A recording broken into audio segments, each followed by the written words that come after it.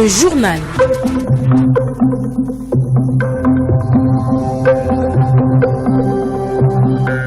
Bonsoir à tous et soyez les bienvenus pour cette tranche d'actualité sur Radio Gabon. Je suis Ferdinand Ditengo-Boumi pour vous informer. D'abord les titres. Conseil présidentiel ce matin au Palais du Bord de Mer. Au cœur de la réunion, la stratégie de riposte contre la Covid-19 qui connaît aujourd'hui, depuis quelques jours, une légère hausse de contamination. À la primature, Rose Christiane Souka s'entretient avec le président de la Banque de développement des États d'Afrique centrale, Fortunao Fambao Chama. Et puis réflexion sur le futur plan stratégique de l'Organisation africaine des institutions supérieures de contrôle des finances publiques. Ouverte ce matin à Libreville, cette réunion dédiée au développement du plan stratégique pour la période 2021-2026 s'achève demain. Élection sénatoriale du 30 janvier prochain, le Parti démocratique gabonais PDG annonce les primaires pour le 16 janvier prochain. Et puis, feuilleton politique RHM, le ministre de l'Intérieur reste catégorique. Cette formation politique n'a jamais été dissoute. Elle continue d'ailleurs d'avoir une existence légale. Enfin, sport football, l'arbitre gabonais Boris Ditsoga sera bel et bien présent au Cameroun pour la phase finale du championnat d'Afrique des Nations 2021.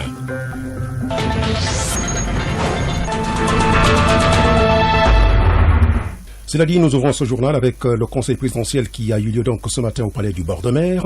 Au cœur de cette réunion, la stratégie des ripostes contre la Covid-19, coronavirus, Priska Mogula. La rencontre est hautement stratégique et s'articule autour des questions relatives à la situation épidémiologique de la Covid-19 dans notre pays.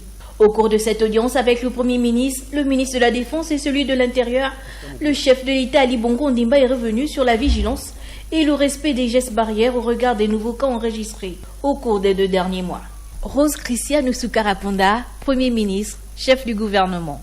Il s'agissait pour nous de faire le point au chef de l'État dans le cas justement du frémissement à la hausse, quand même des cas déclarés positifs à la Covid-19. Après le Conseil des ministres, au cours duquel le ministre de la Santé a eu à faire justement cette situation, il fallait qu'on fasse le point durant le mois de novembre et décembre, pour lequel il y a une tendance à la hausse quand même des cas Covidés.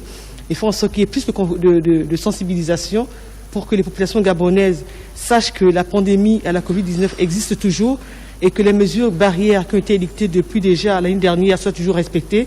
Au cas où, si ces mesures ne sont pas respectées, eh bien, des mesures drastiques vont également prises. Donc, nous sensibilisons les populations.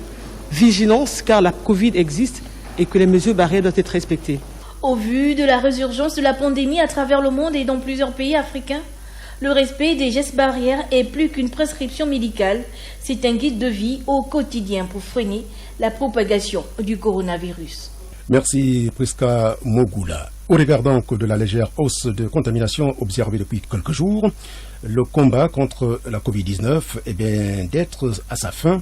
Bien au contraire, les chiffres actuels démontrent l'hypothèse d'une seconde vague si la population ne redouble pas de vigilance. Ahmed Ryan Nzengi. Cette augmentation du nombre de cas positifs à la Covid-19 pourrait, en cas de régularité, laisser place à de nouvelles mesures restrictives pour éviter une probable seconde vague de la pandémie. Abaissement des heures de couvre-feu, fermeture de certaines activités, interdiction de circulation entre différentes provinces et fermeture des frontières aériennes pourraient intervenir si et seulement si le respect des mesures barrières n'est pas observé par les populations. Partant de 190 cas positifs sur le mois d'octobre 2020, 246 cas positifs au mois de novembre et 347 cas positifs en décembre 2020. Avec l'euphorie des fêtes de fin d'année, couplée au relâchement observé quant au respect des mesures barrières, 10 jours seulement après le début de l'année 2021, les chiffres semblent être alarmants. 123 cas positifs pour la première semaine du mois de janvier 2021. De quoi évoquer l'hypothèse d'une seconde vague qui pointe à l'horizon, car il y a une remontée perceptible du nombre de personnes contaminées. Quoique un tiers de ces cas positifs soient en réalité des cas importés. 90% seraient en provenance d'autres pays africains qui au stade actuel reconfinent pour limiter les dégâts. Au Gabon, un nouveau confinement serait à l'étude en ce moment. À chacun donc de redoubler d'efforts en adoptant une bonne fois pour toutes les mesures barrières comme mode de vie et enfin consolider la riposte nationale contre cet ennemi commun qu'est la Covid-19. À la primature, le chef du gouvernement, Rose Cristiano Souka, s'est entretenu aujourd'hui avec le président de la Banque de développement des États de l'Afrique centrale, Fortuna Ofambo Chama. Les deux personnalités ont passé en revue la coopération entre le Gabon et cet organisme bancaire sous un journal. Ida Ounyami. Il était question pour les deux personnalités de faire le point des relations de coopération entre cette institution bancaire sous-régionale, mais aussi de passer en revue les différents projets financés et chercher des pistes de solutions aux problèmes qui freinent la bonne exécution de ces projets. Fortunato Ofambo Chama, président de la Banque de développement des États de l'Afrique centrale. On devait passer en revue l'état de coopération entre la BDAC et la République gabonaise, analyser quelques petites difficultés que certains projets connaissent dans leur exécution et trouver des solutions idoines afin de relancer la bonne exécution de ces projets et aussi discuter sur les défis de la future coopération entre la BDAC et la République gabonaise. S'agissant des relations qui lient le Gabon à cet organisme, Fortunato Ofambo Chama se dit satisfait. Les relations entre la BDAC et la République gabonaise sont bonnes. Et il y a 3 ans, le Gabon occupait l'avant-dernière place de financement de la BDAC avec à peine 79 milliards de francs CFA. Entre 2017 et 2020, le Gabon est devenu le 2e pays avec 25% de la totalité des portefeuilles de la BDAC. Nous parlons d'environ 210 milliards de francs CFA, des projets qui sont en exécution et qui sont actifs. Et si à cela on ajoute ceux qui sont en étude, on tombe à plus de 306 milliards de francs CFA. Pour aider le Gabon à faire face à la pandémie de la Covid-19 qui frappe le monde actuellement, un prêt de 15 milliards de nos francs a été accordé et sera disponible dans les tout prochains jours.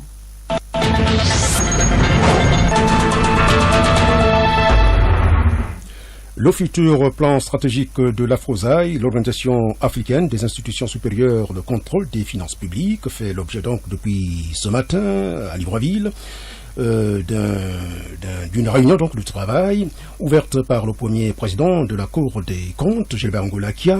Cette 5e réunion est effectivement dédiée au développement du plan stratégique pour la période 2021-2026.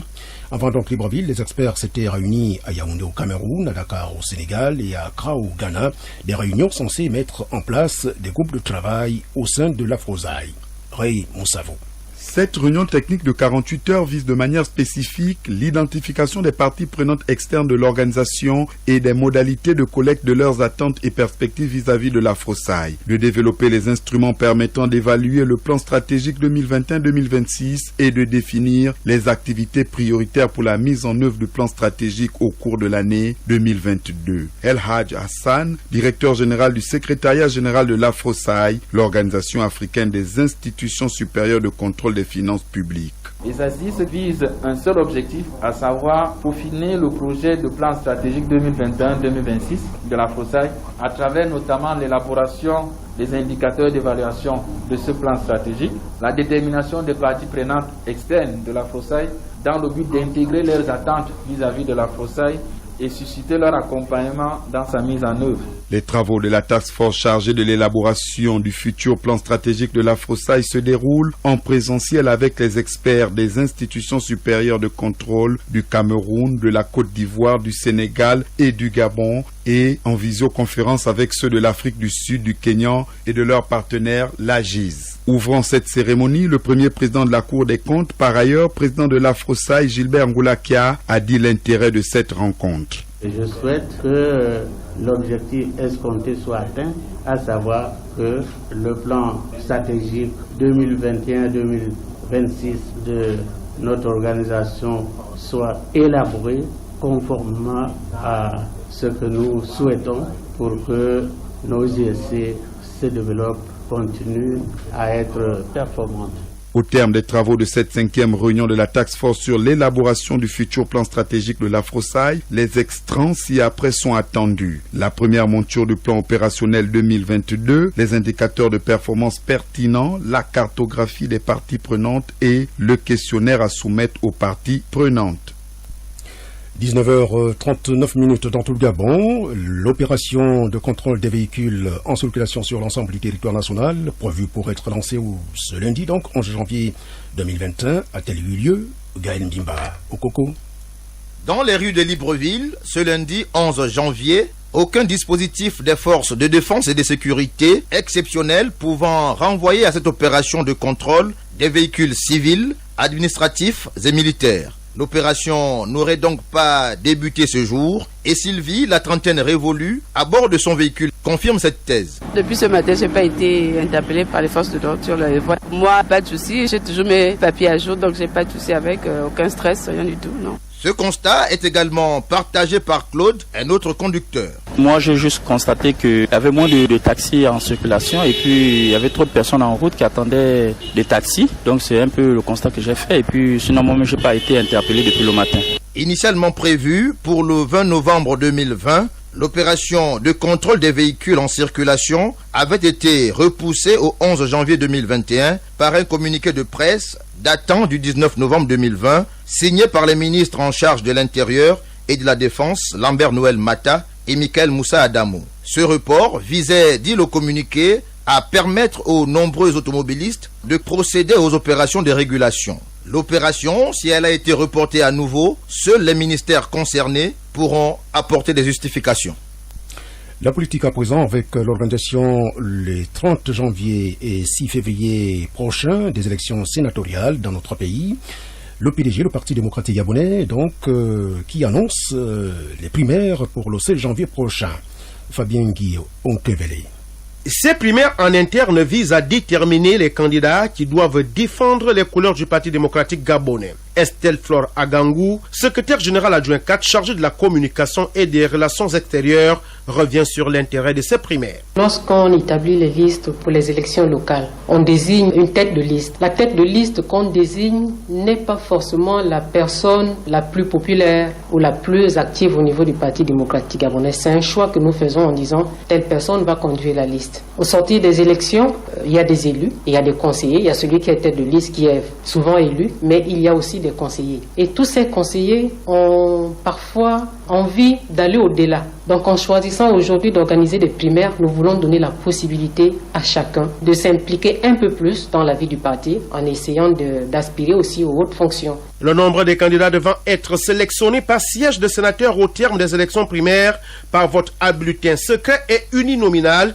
sera de 3 au maximum, classés par ordre décroissant de vote. La candidature est libre. Ça veut dire que n'importe qui aujourd'hui, à la seule condition qu'il soit conseiller, peut se porter candidat et être élu parmi les 3 premiers. Donc il n'y a pas de consensus. C'est la démocratie qui va l'emporter. Nous allons présélectionner 3 premiers candidats. Et donc ensuite, ça sera sous l'arbitrage du président de la République qui va essayer de porter des équilibrages en fonction de la quantité, du nombre des hommes et en fonction du quota réservé aux femmes. Bon, c'est pourquoi nous choisissons cette option de dire on prend les 3 premiers et ensuite, parmi les 3 premiers, on va voir comment parvenir à un équilibre homme-femme ou en fonction d'autres critères qui sont propres au président de la République. Les sièges de sénateurs pris en compte sont ceux faisant partie du nouveau découpage électoral au nombre de 52. Ces primaires s'inscrivent dans la droite ligne de régénération et de revitalisation des militants du Parti démocratique gabonais. Feuilleton politique RHM, le ministre de l'Intérieur est catégorique. Le parti politique Rassemblement Héritage et Modernité n'a pas été juridiquement dissous et par conséquent, il continue d'avoir même une existence légale. Et que Jocelyn Fouba.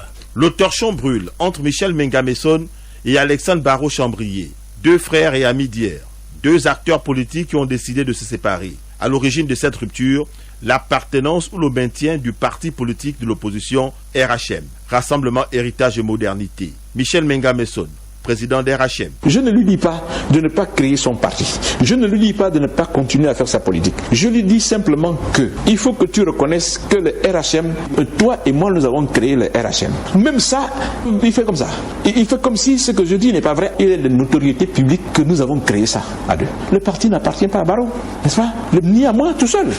Le parti appartient à ceux qui l'ont créé. Pourquoi veut-il s'en approprier?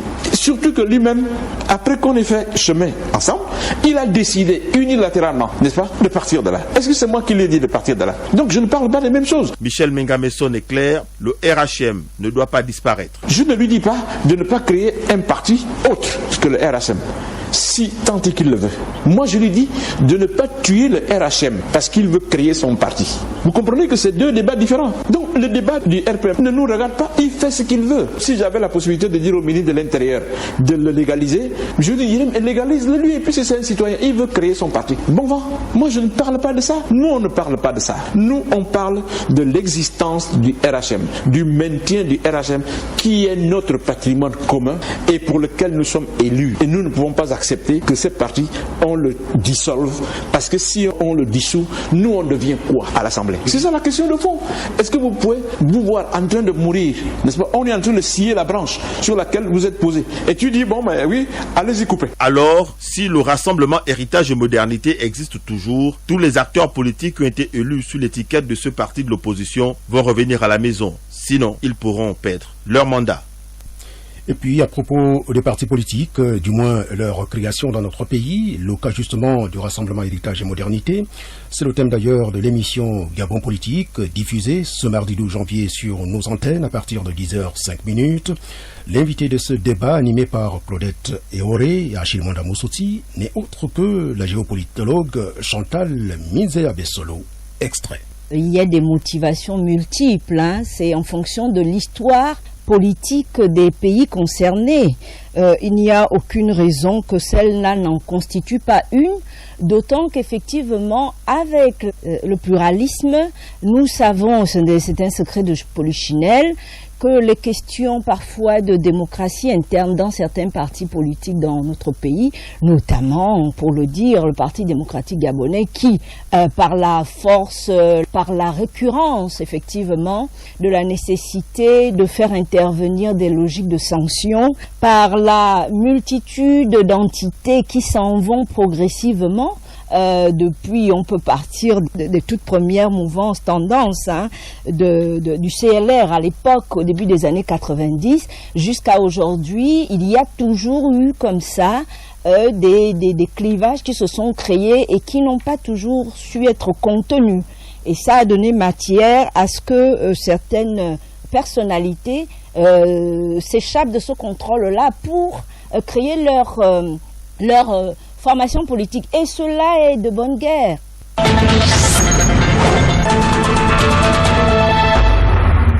Le gouvernement gabonais, via le ministère de l'Énergie et des Ressources hydrauliques, avec l'appui financier de la Banque mondiale et sous la supervision de la Commission nationale des TIP, procède ce mardi 12 janvier à la remise officielle des sites aux entreprises adjudicataires et au lancement des 2 lots de travaux d'extension des réseaux d'électricité des zones rurales et périurbaines sur l'axe Franceville-Ocoloville-Andjogo. Des travaux qui s'inscrivent dans le cadre du projet Accès aux services de base en milieu rural et le renforcement des capacités. Achille Mwanda-Moussoti. Le projet qui va toucher 12 villages sur l'axe Franceville-Ocoloville-Andjogo consiste à construire un linéaire de près de 11 km 500 de haute tension, environ 12 km 500 de basse tension, la pose de 12 postes de distribution haute et basse tension, réhabilitation et construction de 43 km de haute tension de la ligne Yéné-Ocoloville-Andjogo pour une durée d'exécution estimée à 9 mois. Par ailleurs, 850 branchements seront construits afin de raccorder au réseau plus de 830 foyers sur une période de 8 mois. En somme, les 2 lots de travaux d'électrification à réaliser sur l'axe Franceville-Ocoloville-Andjogo d'un coût global de 2 milliards 500 millions de nos francs permettront d'impacter à terme près de 4300 personnes sur une puissance installée de 770 kVA. Le début de ces travaux intervient 2 mois après l'indemnisation des populations impactées par le projet Accès aux services de base en milieu rural et renforcement des capacités, dont son coordonnateur, Ange Mavungumbumba, conduisant la délégation de la Commission nationale des TPE, présentera aux autorités locales, au gouvernorat de la province du Haut-Togo à Franceville, le contexte, les objectifs du projet, la consistance des travaux et le mécanisme de gestion des plaintes des populations. Sur place, à Franceville, Achille Mwanda-Moussoti, pour Radio Gabon, la référence. Merci Achille Mondamoussouti. Technique de création et de gestion des petites entreprises. C'est le thème d'un séminaire international à la région Afrique francophone. À l'initiative de l'Union des organisations féminines catholiques, cette rencontre a pour objet de rendre les femmes catholiques africaines autonomes par la création des activités génératrices de revenus. Freddy Bouvila. C'est par une messe pour implorer la grâce divine en vue du bon déroulement de ce séminaire que les travaux ont démarré. Des travaux qui ont pour but d'aider les femmes catholiques venues des 4 coins du continent à avoir les outils indispensables pour mieux se prendre en charge. Monique Faye Tiadoum, présidente de l'Union mondiale des organisations féminines catholiques pour la région Afrique. En Afrique, les femmes sont très actives et plusieurs d'entre elles sont chefs de ménage et ont en charge leur famille. Cette situation fait qu'elles sont toujours en quête d'activités génératrices de revenus pour de meilleures conditions de vie. Plusieurs organisations de femmes réfléchissent sans cesse pour accompagner leurs membres à travers donc ces activités génératrices de revenus. En ouvrant les travaux de cette formation, le monseigneur Eusebius Chinekezi met la femme face à ses responsabilités dans l'Église et dans la société. Ce thème aidera au renforcement des capacités de la femme afin de faciliter son engagement dans la société. Ce thème va se développer pour accompagner la femme, lui donner le savoir-faire et les forces pour lutter contre les vices, les virus et leurs conséquences. C'est important que la femme sache transmettre à la société ce qu'elle possède, ce qu'elle a reçu de Dieu pour cette société. Occasion pour le chargé d'affaires de l'Annonciature, l'évêque Grégorio, de féliciter les femmes catholiques du Gabon pour leur détermination à la concrétisation de cet événement. Ces projets et d'autres comme lui contribuent sans aucun doute à l'autodétermination des femmes, à leur dignité et à leur position de la société moderne. Les activités se poursuivent en atelier et s'achèvent le vendredi 15 janvier prochain. Régis Massimba, souvenez-vous bien de cet artiste du petit écran et des ondes, de son nom de scène Iboga Power, qui a décidé donc de lâcher les micros, a été un véritable star du paysage audiovisuel gabonais. Des années 90 et début 2000, une carrière démarrée sur les antennes d'Africa numéro 1 avant d'arriver à Télé Africa. Pascaline Meza revient donc sur les motivations d'une telle décision. Près d'une trentaine d'années de carrière, Régis Massimba se retire de la scène audiovisuelle. Présentateur vedette de l'émission Bad Power Show, ça se passe ici, animateur principal du Comiga, comité Miss Gabon. Espace qui valorisait la beauté au sens large du terme de la femme gabonaise. Un retrait des projecteurs difficile à rendre. Pourtant, certains détracteurs l'y obligent. Me retirer du petit écran, vous savez, ça fait bientôt 30 ans que je fais ce métier et j'estime que j'ai fait mon temps, qu'il fallait peut-être penser à céder la place aux jeunes générations. Parce que de temps en temps, à certains endroits où je passe, j'entends des chuchotements. Ouais, mais bon, Régis, c'est bon là, il faut penser déjà aux jeunes. Le Quizmaster Régis dit déçu du traitement dont il a été sujet à travers le petit écran tout au long de sa carrière. Pour quelqu'un qui a, on va dire, entre guillemets, plaqué ses études pour faire de la communication, pour faire de l'animation, qui n'a vécu que de ça depuis bientôt 30 ans, il n'est pas employé, il n'a pas de retraite, il n'a rien. Comment va-t-il faire pour nourrir sa famille? Cette question, je la retourne aux autorités de ce pays, aux autorités, à ceux qui gèrent les chaînes de télévision et de radio, parce que je suis animateur. Régis Massimba a supplanté son héritage de talent d'animateur dans plusieurs esprits. Former quelqu'un, c'est pas forcément l'amener à l'école. Assieds-toi là, voilà, prends le bic, fais comme ça, fais comme ça. Je pense pour ma part que j'ai formé beaucoup de personnes et vous n'imaginez pas combien. Il y a certaines personnes qui sont aujourd'hui des directeurs généraux, qui sont passés par mon plateau. Il y en a qui sont ministres, qui sont passés par mon plateau. Il y en a qui sont devenus animateurs parce qu'ils ont commencé chez moi. Ma fierté, Stéphane Buivégué, j'en parle toujours. Pourquoi? Parce que bon, lui fait partie d'une communauté un peu spéciale. Il est albinos. On ne s'attendait pas un jour à avoir un animateur vedette albinos. Le Quizmaster Régis, une voix, une diction, un sens de l'humour et une détermination dans le travail bien fait, mais surtout un goût démesuré de beaux vêtements. Il manquera toujours aux fans et à la société gabonaise au niveau du petit écran, voire l'audiovisuel.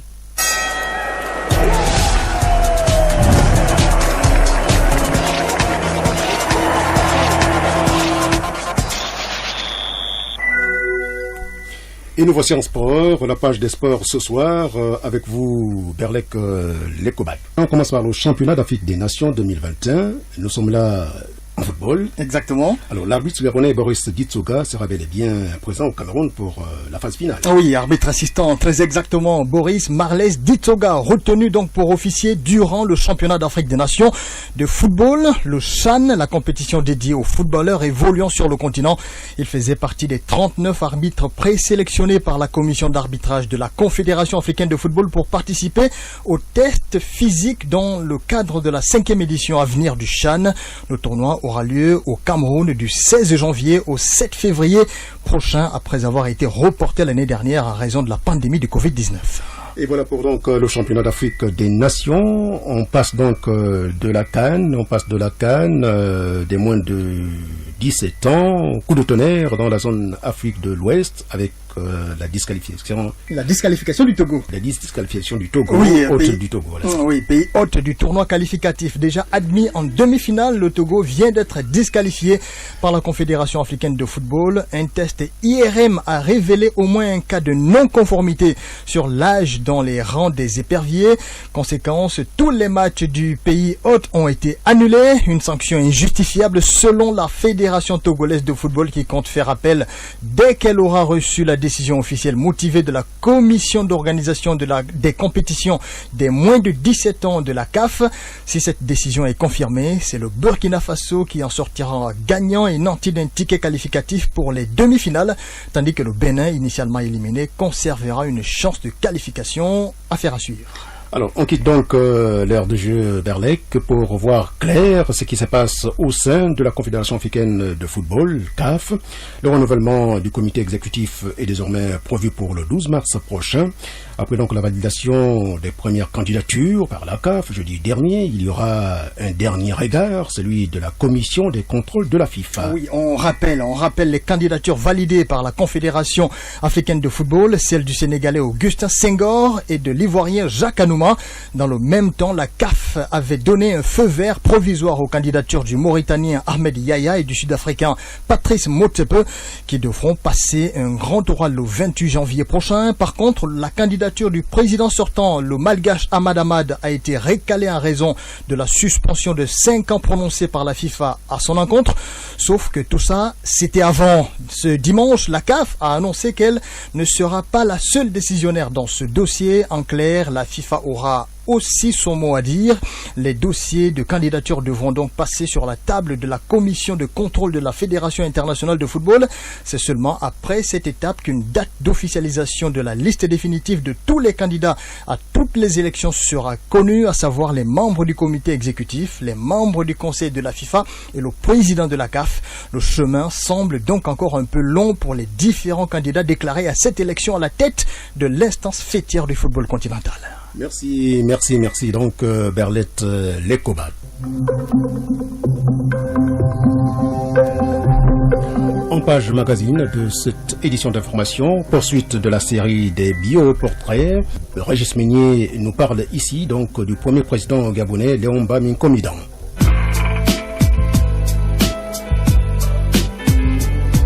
Léomba, premier président de la République gabonaise, est né au village Kérélé à Libreville le 9 février 1902. En 1909, il entame ses études primaires et secondaires chez les Pères du Saint-Esprit à Montfort, qu'il termine en 1920, couronné par l'obtention d'un brevet supérieur. Il intègre ensuite l'administration des douanes et sert comme chef de bureau à Mayumba, au sud Gabon. Revenu à Libreville tout au début des années 30, il se fait élire chef du principal canton de la future capitale gabonaise. À l'époque, il faisait déjà montre d'un esprit nationaliste avant d'être soupçonné par l'administration coloniale de flirter avec le communisme. Une idéologie politique qui influençait d'ores et déjà le monde avant sa coupure en deux blocs antagonistes au sortir de la Deuxième Guerre mondiale en 1945. Léomba entretient ainsi donc des relations difficiles avec les autorités coloniales qui, pour réduire son influence croissante sur les masses qu'il administre, il est soumis aux épreuves de l'exil en Oubangui-Chari, actuelle République centrafricaine, où il devient très tôt, d'ailleurs, adjoint au préfet de Bambari. L'administration coloniale peut s'y faire. en le libérant des charges qui pesaient contre lui en dépit de la haute fonction qu'il occupa à l'époque dans ce terre d'exil. Rentré au Gabon en 1946, il fonde immédiatement le comité mixte gabonais, un parti politique en gestation qui sera reconnu comme parti à part entière, d'autant que se tenait concomitamment à Bamako le congrès fondateur du parti panafricain, le RDA, le Rassemblement démocratique africain, sous l'égide de son ami Félix Houphouët-Boigny de Côte d'Ivoire. Chemin faisant, Léomba, par une sorte d'OPA, offre public d'achat mais politique, se joint à Paul Ngonjou, qui venait de mettre sur pied le BDG, le Bloc démocratique gabonais. Les deux le co-dirigent jusqu'au référendum de 1958, avant que n'intervint à ce sujet un divorce idéologique entre eux. La même année, Léomba est élu Premier ministre. Il préside le premier gouvernement de la République, en place depuis environ un an auparavant, c'est-à-dire en 1947. La République commence ainsi à prendre forme, à prendre corps. Les autres institutions qui la composent fonctionnent à merveille. L'Assemblée territoriale entamera bientôt sa mue. On assiste à l'érection de certaines villes gabonaises en communes de plein et de moyen exercice, toujours sous l'impulsion du Premier ministre. Il est vrai que le décret érigeant ces villes en communes de moyenne et de plein exercice date de 1957 et porte la signature de Gaston Defferre, ministre français de l'Intérieur. Il y a même à côté de ces villes gabonaises, qui sont Lambaréné, Port-Gentil, Bitam et Mouila, d'autres villes d'Afrique centrale comme Fort Archambault au Tchad, actuelle ville appelée Sarre, Bangui en République centrafricaine et Yaoundé au Cameroun. Toutes font donc partie d'un même décret, les élevant au rang de communes de moyen et de plein exercice.